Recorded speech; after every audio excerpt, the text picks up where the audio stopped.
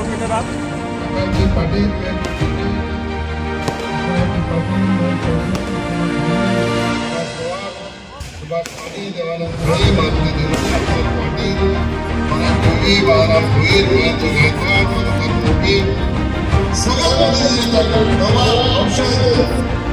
आरोग्याच्या सुविधांमध्ये देतात.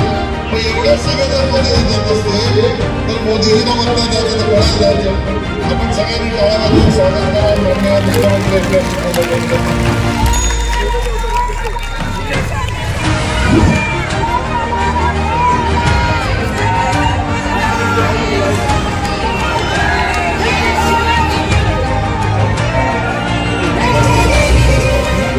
क्षेत्रामध्ये तरी शहरामध्ये नाही.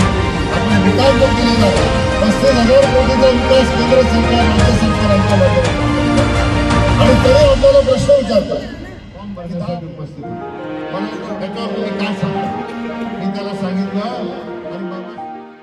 ठाकरे यांचा, धर्मवीर आनंदगिरी साहेबांचा आजच्या महायुतीच्या मेळाव्याला उपस्थित सर्व मान्यवर. वेळ कमी असल्यामुळे मी कोणाचंच नाव घेत नाही. चालेल भाऊ. महायुतीचे सर्व पदाधिकारी आणि 6 वाजल्यापासून या ठिकाणी उपस्थित सर्व मतदार बांधव, भगिनी, मातांनो आणि पत्रकार. तर म्हणजे 2 टप्पे झाले.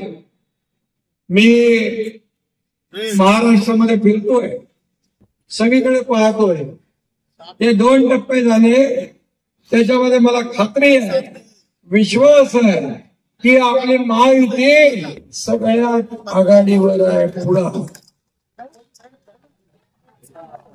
आणि महायुतीचे उमेदवार आपले कपिल पाटील यांची जी आपली अर्ज भरण्याची मिरवणूक होती ती मी पाहिली. त्याही वेळेस मी आपल्याशी संवाद साधला. खरं म्हणजे ती अर्ज भरण्याची रॅली विजयी रॅलीमध्ये रूपांतरित झाली होती. एवढ्या मोठ्या प्रमाणामध्ये लोक पाठीमागे आले होते. कपिल पाटील आता म्हणाले पण उन्हामध्ये सूर्य आग ओकत होता, परंतु महायुतीचे कार्यकर्ते या निवडणुकीमध्ये आपल्या उमेदवाराला विजय मिळवून द्यायचा यासाठी त्या उन्हाळ्यापेक्षा स्वतः आपले होते आणि म्हणून ते रस्त्यावर उतरले होते. खरं म्हणजे महायुती आज या ठिकाणी सगळीकडे काम करते. नेते आपले सगळीकडे येतात आणि एवढी एकजूट आपण पाहिल्यानंतर भिवंडी लोकसभेमध्ये पुन्हा कमळ फुलल्याशिवाय राहणार नाही. राज्यातच नाही तर देशभरामध्ये एक भगवं वादळ निर्माण झालंय. देशभक्तीची आणि मोदीजींची लाट उसळते आहे. मोदीजींची क्रेज मी आपल्याला सांगण्याची आवश्यकता नाही.